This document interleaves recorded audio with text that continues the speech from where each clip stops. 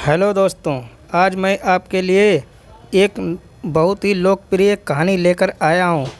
कहानी का नाम है नील कमल और लाल कमल लोक कथा बंगाल की। तो इस कहानी को सुनिए और एंजॉय कीजिए। बहुत ही मस्त कहानी है। एक राजा की दो रानियाँ थीं। उनकी एक रानी राक्षसी थी, पर यह बात किसी को मालूम न थी। दोनों रानियों का एक एक बेटा था। अच्छी रानी के बेटे का नाम कुसुम और राक्षसी रानी के बेटे का नाम अजीत। दोनों में बहुत मेल था। राक्षसी रानी के मन में काला था, वह रक्त पिशाचु थी। दोनों भाइयों का प्रेम उसे एक आंख नहीं सुहाता था। वह हमेशा इस ताक में रहती थी कि कब सौत के बेटे को मारकर उसके नरम नरम मांस का शोरबा बनाकर पिएगी। उसकी मनसा को उसका सगा पुत्र बहुत अच्छी तरह समझता था, अतः वह कभी कुसुम का साथ नहीं छोड़ता था। गुस्से से राक्षसी रानी दांत पीसती रहती थी। मौका ना मिलने से वह दोष त्रुटि ढूंढती, अपनी दृष्टि शक्ति से सौत का खून चूसती रहती। फलतः अच्छी रानी दुर्बल होती गई और एक दिन उसने बिस्तर पकड़ लिया। 2-3 दिनों में उसका देहांत हो गया। सारे राज्य में शोक छा गया, परंतु असल कारण किसी को समझ में न आया। राक्षसी रानी कुसुम को तो सताती ही थी, अपने पुत्र को भी उसका साथ देने के लिए धिक्कारती थी। एक दिन अजीत ने कुसुम से कहा, भैया जाने दीजिए, हम लोग उनके पास और नहीं जाएंगे। उन लोगों ने उस राक्षसी माँ के पास जाना बंद कर दिया, परंतु राक्षसी माँ का अत्याचार फिर भी जारी रहा। अजीत अपने दिल को कड़ा कर सब सहता रहा, पर नरम दिल वाला कुसुम धीरे धीरे सूखता गया। रानी ने जब देखा कि उसका सगा बेटा ही उसका शत्रु बन गया है, तो वह एकदम जल भुन गई। एक रात राजा के हाथी खाने में एक हाथी की मौत हो गई, घुड़साल में एक घोड़ा मर गया और गौशाला में एक गाय मृत पाई गई। राजा का गुस्सा सातवें आसमान पर चढ़ गया। दूसरी रात राजमहल में शोरगुल सुनकर राजा चिहुक कर उठे और तलवार लेकर अपने कमरे से बाहर निकले। सोने के पलंग पर अजीत और कुसुम सोए थे। एक बड़ा राक्षस कुसुम को उठा लाया। इससे पहले कि राजा कुछ करते, रानी ने अपना एक केस तोड़कर राजा पर फेंक दिया। राजा वहीं जड़ हो गए। उसकी आंखों के सामने राक्षस कुसुम को खाने लगा। राजा की आंखों से अश्रुधार बह निकली, पर वे उसे पहुँच नहीं सके। उनका शरीर थर थर काँप रहा था, पर वे बैठ भी ना सके। रानी अट्टहास कर उठी। अजीत की नींद टूट गई। उसने देखा कि कुसुम भैया के पास नहीं है। वह हड़बड़ाकर उठा। उसने देखा कि रानी के हाथ का बाला कंगन झमझम कर रहा है और कुसुम भैया को राक्षस खा रहा है। क्रोध से उसका शरीर जलने लगा। वह दौड़कर वहां पहुंचा और राक्षस के सिर पर एक जोर का चूंसा मारा। राक्षस हाय हाय कर चित्कार कर उठा और सोने का एक टुकड़ा उगल कर भाग गया। रानी ने देखा तो ये तो अनर्थ हो रहा है, अपना ही पुत्र दुश्मन बन गया है। क्रोधाग्नि में जलती रानी अपने ही पुत्र को चबाने लगी। तभी उसके गले से लोहे का एक टुकड़ा गिर पड़ा। हतप्रभ होकर वह उछल पड़ी और सोने एवं लोहे के टुकड़े को लेकर छत पर चढ़ गई। छत पर राक्षसों की भीड़ थी। उनमें कुछ कह रहे थे और खाऊंगा और खाऊंगा, और कुछ कह रहे थे अपने देश जाऊंगा। रानी बोली, मैं यहाँ रहूँगी, तुम लोग अपने देश जाओ। झुंड बनाकर राक्षस अपने देश की ओर जब भागे तो उनके धक्के से राजभवन का शिखर टूट गया। पेड़ पौधे की डालें टूट गई। नदी में जल उत्ताल लहरें उठीं और राजा का हृदय कांप उठा। जली भुनी रानी अपने कमरे में आई। उसे कहीं से भी चैन नहीं आ रहा था। रात काटे नहीं कट रही थी। अंत में उसने अपनी जादुई आराम छड़ी एवं जिराम छड़ी को जला दिया और आसमान में उड़ती हुई एक नदी किनारे उतरकर एक बांस वन में एक स्थान पर सोने के टुकड़े एवं लोहे के टुकड़े को गाड़ दिया। फिर निश्चिंत होकर वह घर लौट आई। दूसरे दिन राजा यह देखकर हैरान रहेगा कि पूरे महल में जगह जगह हड्डियों के ढेर, रास्ते में भी सर्वत्र हड्डियां बिखरी हुई हैं। पूरे देश में राक्षसों ने आतंक फैला रखा है। रक्षा का कोई मार्ग नहीं है। जब लोगों ने सुना कि राक्षसों ने राजपुत्रों को भी खा लिया है, तो सब झुंड का झुंड बनाकर राज्य छोड़कर भागने लगे। राजा जड़ हो गए। उनके राज्य में राक्षस छा गए। नदी किनारे बांस वन में एक किसान बांस काटने गया। एक बांस को चीरने पर उसे 2 अंडे दिखे। उसे समझ में नहीं आया कि वे सांप के अंडे थे या किसी और प्राणी के। अंत में उसने अंडों को फेंक दिया। अंडे टूट गए। लाल रंग के अंडे से एक लाल रंग का राजपुत्र और नीले रंग के अंडे से नीले रंग का राजपुत्र प्रकट हुआ। माथे पर मुकुट, हाथ में नंगी तलवार लिए दोनों राजपुत्र वायु वेग से वहाँ से चले गए। डर से किसान मूर्छित हो गया। जब उसने होश आया तो उसने देखा कि लाल अंडे का खोल सोने का एवं नीले अंडे का खोल लोहे का बनकर वहाँ पड़ा हुआ है।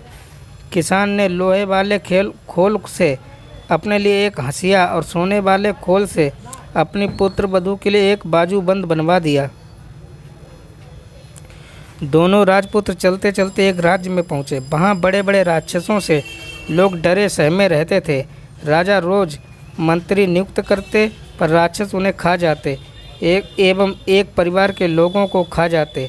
राजा ने घोषणा कर दी थी कि जो कोई भी जोड़ा राजपुत्र राक्षसों का संहार करेगा उसके साथ परी की तरह जुड़वा राजकुमारियों का विवाह करा दिया जाएगा एवं उनका राजत्व भी उन्हें मिलेगा। अनेक जोड़ा राजपुत्र आए पर राक्षसों ने उन्हें खा लिया। लाल कमल और नील कमल राजा के समक्ष उपस्थित होकर बोले, हम लोग राक्षसों को मारने के लिए आए हैं।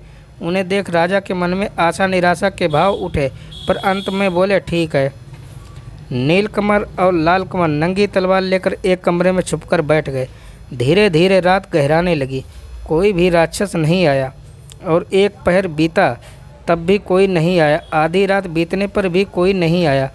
दोनों राजपुत्रों को नींद आने लगी। नीलकमल ने लाल कमल से कहा, भैया मैं सो जाता हूँ, बाद में मुझे जगाकर तुम सो जाना। राक्षस आकर अगर नाम पूछे तो मेरा नाम पहले बताना, अपना नाम पहले मत बताना। यह कहकर नीलकमल सो गया। थोड़ी देर बाद दरवाजे पर दस्तक हुई। लाल कमल तलवार को मजबूती से पकड़कर सावधान हो गया। राक्षस आए। शायद रोशनी में उन्हें ठीक से दिखाई नहीं देता था, इसलिए एक ने कहा, रोशनी बंद करो। लाल कमल बोला, नहीं। राक्षसों में जो सबसे बड़ा था उस गुस्से से गों गों करने लगा। बोला, घर में कौन कौन जग रहा है? सारे राक्षस किच किच करते हुए बोले, कौन जाग रहा है, कौन जाग रहा है? लाल कमल ने कहा, लाल कमल से पहले नील कमल जाग रहा है, और जाग रहा है तलवार, जाग रहा है घी का दिया, किसका आया है काल। नील कमल का नाम सुनते ही राक्षसगण डर से 3 कदम पीछे हो गए। नील कमल अपने पूर्व जन्म में राक्षसी रानी के गर्भ से पैदा हुआ था। उसके शरीर में राक्षस का ही खून दौड़ रहा होगा। राक्षस इस बात को जानते थे। सबने कहा, अच्छा तुम नील कमल हो भी या नहीं, प्रमाण दो। राक्षसों ने अनेक चतुराई से उससे प्रमाण मांगना आरंभ किया। राक्षसों के लीडर ने कहा, तुम लोग अपने नाखून दिखाओ। लाल कमल ने नील कमल के मुकुट को तलवार के नोक पर रखकर बाहर दिखाया। उसे हाथ से छूकर आपस में बोलने लगे, बाप रे, जिसके नाखून इतने भयंकर हैं, पता नहीं वह कैसा होगा। लीडर ने फिर कहा, देखूं तुम लोगों को का थूक कैसा है। लाल कमल ने तलवार पर दिए के गरम घी को उन पर छिड़क दिया। राक्षसों के रोए जलने लगे। वातावरण में दुर्गंध फैल गई। राक्षस गों गों करते हुए भागे। थोड़ी देर बाद फिर आकर वे बोले, तुम लोग अपनी जीभ दिखाओ जरा। लाल कमल ने अपनी और नील कमल की तलवारों को दरवाजे की फांक के बाहर निकाल दिया। राक्षसों के लीडर ने दोनों तलवारों को अपने हाथों में कसकर पकड़ लिया और सभी राक्षस उसने कहा, अब मैं जीभ को खींचकर उखाड़ लूँगा, तुम लोग मुझे पकड़कर खूब जोर से खींचो। सबने जोर लगाकर खींचा। फिर क्या था, नंगी तलवार की धार से उसके दोनों हाथ कट गए और काले रक्त की धारा बहने लगी। चिल्लाते हुए सभी राक्षसों के सिरों पर लांघ कर लीडर राक्षस भाग गया। बहुत देर बाद लीडर राक्षस फिर कहीं से आया और पूछा, कौन जाग रहा है, कौन जाग रहा है। बहुत देर तक किसी राक्षस की आहट ना पाकर लाल कमल नील कमल निश्चिंत हो गया। उसे नींद आने लगी थी। उस अवस्था में उसके मुख से निकल गया, लाल कमल जाग रहा है और नील कमल सो रहा है। उसकी बातें मुंह में ही रह गईं और दरवाज़ा तोड़कर सभी राक्षस लाल कमल पर टूट पड़े। घी का दीपक उलट गया, लाल कमल का मुकुट गिर गया। वह चीख कर बोला, भाई, नीलकमल की नींद टूट गई। उसने देखा राक्षस है। अंगड़ाई लेते हुए उसने कहा, आराम छड़ी विराम छड़ी, जाग रहा है कौन रे कौन? देख जरा दरवाजे पर मेरी नींद तोड़ रहा है कौन?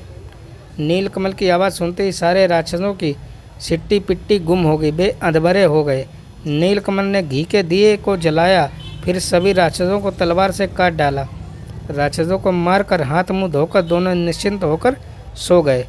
दूसरे दिन सुबह राजा ने देखा तो दोनों राजपूत एक दूसरे के गले में हाथ डालकर सो रहे हैं। उन्हें ऐसा लगा मानो दो लाल अड़हुल के फूल हैं। वे चारों ओर राक्षसों की लाशें पड़ी हुई हैं। देखकर राजा गदगद हो गए। दोनों भाइयों को जोड़ा राजकन्या एवं राजपाट मिल गया। उधर राक्षसी रानी ने राजभवन में अपना आधिपत्य जमा लिया था। आई राक्षस एवं कई राक्षस नामक दो राक्षस दूतों ने उन्हें राक्षसों की मरण कथा की सूचना दी।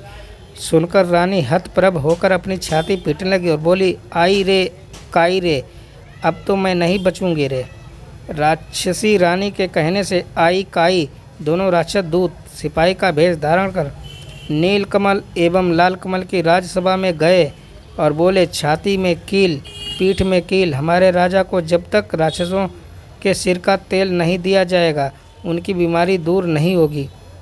लालकमल नीलकमल ने कहा, ठीक है, तेल ला दूंगा। नई तलवारों में धार देकर दोनों भाई एक जंगल में पहुँचे। एक विशाल बरगद पेड़ के नीचे विश्राम हेतु बैठे। पेड़ पर एक बेगमा बेगमी पक्षी का घोंसला था। बेगमा ने बेगमी से कहा, काश कोई दयालु व्यक्ति होता जो अपने 2 बूंद रक्त से हमारे बच्चों के प्राणों की रक्षा करता। यह सुनकर लाल एवं नील ने कहा, पेड़ पर कौन बातचीत कर रहा है? हम लोग अपना रक्त दे सकते हैं। यह सुनकर बेगमी खुशी से आहा आहा करने लगी। बेगमा नीचे उतरी। दोनों भाइयों ने अपनी उंगली चीर कर उसे खून दिया। खून लेकर बेगमा ऊपर चला गया। थोड़ी देर बाद सौं सौं करते हुए बेगमा के 2 बच्चे नीचे उतरकर बोले, हमारे प्राण बचाने वाले राजपूत, तुम लोग कौन हो? हम तुम्हारे लिए क्या कर सकते हैं, बोलो। नीलकमल ने कहा, हमें किसी चीज़ की ज़रूरत नहीं, बस तुम लोग जीवित रहो। बेगमा बेबी के दोनों बच्चों ने कहा, ठीक है, पर तुम लोग जाओगे कहाँ? चलो हम तुम्हें पीठ पर बैठाकर वहाँ छोड़ आते हैं। दोनों राजपूत उनकी पीठ पर बैठ गए। देखते ही देखते तीव्र गति से वे हू कर उड़ने लगे।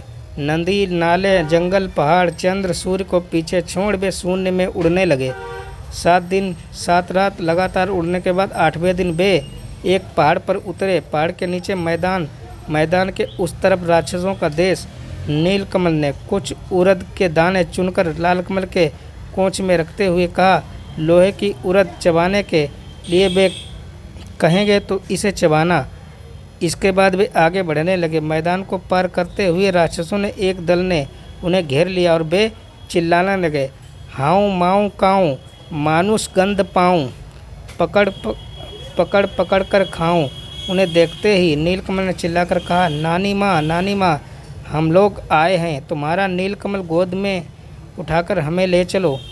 ठहरो ठहरो, रुको रुको, कहकर सभी राक्षसों को रोककर लंबे लंबे हाथ पैर वाली विशाल जटा वाली एक बूढ़ी राक्षसी ने आकर नीलकमल को गोद में उठा लिया और मेरा नीलू मेरा नाती कहकर दुलार करने लगी। नानी के शरीर की दुर्गंध से नीलकमल को उल्टी आ रही थी। लालकमल को देखकर वह बोली, तुम्हारे साथ कौन है रे? नीलकमल बोला, वह मेरा भाई है नानी माँ। बूढ़ी बोली, तब मानस गंध क्यों पा रही हूँ? अगर मेरा नाती है तो लोहे की उड़द खाकर दिखाए। इसके साथ ही उसने अपनी नाक से 5 लोहे की उड़द निकालकर लाल नाती को खाने के लिए दी। लालकमल को पहले से ही पता था। उसने चुपचाप लोहे की उड़द को अपने कपड़े में छुपा लिया और सचमुच की उड़द दाल निकालकर कटर कटर करके चबाने लगा। बूढ़ी राक्षसी को विश्वास हो गया कि लालकमल उसका नाती ही है। खुशी से वह गदगद हो गई। दोनों नाती को गोद में लेकर वह दुलार करने लगी, लेकिन लालकमल के शरीर से मानस गंध पाकर उसकी जीभ में पानी आने लगा। लेकिन अपने नाती को वह कैसे खा सकती थी? अतः दोनों को लेकर वह अपने घर चली आई। उस पूरे देश में सिर्फ राक्षस भरे हुए थे। चारों ओर राक्षस कुलकुला रहे थे। पृथ्वी से मनुष्य, जीव जंतु आदि को मारकर पूरे देश में बिखरा दिया गया था। लाल नील राक्षसों के कंधे पर बैठकर घूमते हुए और देखते ही हर ओर मरे हुए सड़े हुए मनुष्य, जीव जंतु बिखरे पड़े। दुर्गंध ऐसी थी कि भूत भी भाग जाए। लाल ने कहा, भाई लगता है सारी पृथ्वी उजाड़ हो गई है। नीलकमल चुप रहो, लेकिन उसने मन ही मन ठान लिया कि पृथ्वी को अब इन राक्षसों पे बचाना होगा। जब रात गहरी हो गई तब सब निशाचर राक्षस अपने बाल बच्चों के साथ 7 समुद्र पार सभी राज्य में उत्पात मचाने, मनुष्य जीव जंतुओं को मारकर लाने के लिए चले गए। तब नीलकमल लालकमल को साथ में लेकर राजमहल के दक्षिण की ओर स्थित एक कुएं के पास पहुंचा। वहां उसने लालकमल से कहा, भैया मेरे कपड़ों को पकड़ो। कपड़े देकर नीलकमल कुएं में उतरकर एक तलवार और एक सोने का डिब्बा लेकर बाहर निकला। डिब्बे को खोलते ही जीवन काठी एवं मरण काठी नामक एक ततैया और ततई बाहर निकले। जीवन काठी में राक्षसों के प्राण एवं मरण काठी में उस रानी राक्षसी के प्राण बचते थे। नीलकमल ने जीवन काठी को अपने पास रखा एवं लाल कमल को मरण काठी थमा दिया। जब दोनों ततैयों के शरीर में हवा लगी तब राक्षसों को घबराहट होने लगी। पृथ्वी पर जड़ पड़े राजा के देश में राक्षसी रानी नींद में लुढ़क गई। पृथ्वी पर गए राक्षस तेज कदमों से नदी पर्वत लांघ कर लौटने लगे। यह देखकर नीलकमल ने जीवन काठी ततैये के 2 पैरों को तोड़ दिया। सारे राक्षसों के दोनों पैर टूट गए। राक्षस दोनों हाथों के बल पर तेज गति से आने लगे। यह देख नीलकमल ने ततैये के बाकी दोनों पैर भी तोड़ दिए। सारे राक्षसों के दोनों हाथ कटकर गिर गए। हाथ नहीं पैर नहीं, फिर भी सारे राक्षस हाउ माऊ काऊ 7 शत्रुओं को खाऊं कहते हुए लुढ़कते हुए आगे बढ़ने लगे। तब नीलकमल ने तलवार से जीवन काठी नामक उस ततैये के सिर को काट दिया। उसके साथ ही सारे राक्षसों के सिर कटकर लुढ़कने लगे। बूढ़ी राक्षसी का सिर छिटक कर नीलकमल और लालकमल के पास आकर गिरा। नीलकमल और लालकमल ने उस बूढ़ी राक्षसी के सिर को एक नए कपड़े में बांधा और मरकाठी नामक ततैये को सोने के डिब्बे में डालकर बेगमा बेगमी को पुकारा। 3 माह 13 दिनों के बाद दोनों भाइयों के पैर अपने देश में पड़े। सर्वत्र उनकी जय जयकार होने लगी। नीलकमल और लालकमल ने कहा, कहाँ आए बे सिपाही लोग, दबा ले जाओ। जीवन बे तो सिपाही नहीं राक्षस थे, वे लोग उसी दिन मर गए थे। नीलकमल एवं लालकमल ने छाती में कील, पीठ में कील वाले राजा के देश में अपने सिपाहियों द्वारा राक्षस शनि का सिर भिजवा दिया। सिर को देखते ही राक्षसी रानी अपने वास्तविक रूप में आ गई और गुस्से में लाल पीली होती हुई अविलंब नीलकमल और लालकमल के राज्य में पहुंच गई। लालकमल ने मरणकाठी नामक ततैये को सोने के डिब्बे से बाहर निकाला। उसे देखते ही राक्षसी रानी के प्राण उड़ गए। राक्षसी रानी के मरते ही जड़ हो चुके राजा का रोग भी दूर हो गया। स्वस्थ होने पर राजा ने सारे राज्य में ढोल पिटवाया। प्रजाजनों से आकर पूछा, हाय हमारे राजकुमार अजीत और कुसुम कहाँ हैं? राजा ने भी दीर्घ श्वास छोड़ते हुए कहा, हाय कहाँ है मेरे पुत्र? तभी राजभवन के बाहर ढाक ढोल बजने लगे। थोड़ी ही देर में नील कुसुम एवं लाल कुसुम एक दूसरे के गले में हाथ डाले राजा के सम्मुख उपस्थित हुए। राजा ने पूछा, क्या तुम लोग मेरे अजीत और कुसुम हो? प्रजागण एक सुर में बोले, हाँ हाँ यही है, हमारे अजीत और कुसुम हैं। उसके बाद दोनों राज्य एक हो गए। नील कुसुम और लाल कुसुम इलावती और लीलावती के साथ दोनों राज्यों में शासन करते हुए सुखपूर्वक रहने लगे। तो दोस्तों कैसी लगी ये कहानी अच्छी लगी हो तो लाइक एवं कमेंट जरूर करना एवं चैनल को सब्सक्राइब करना ना भूलें तथा बेल आइकन को प्रेस करना ना भूलें। धन्यवाद।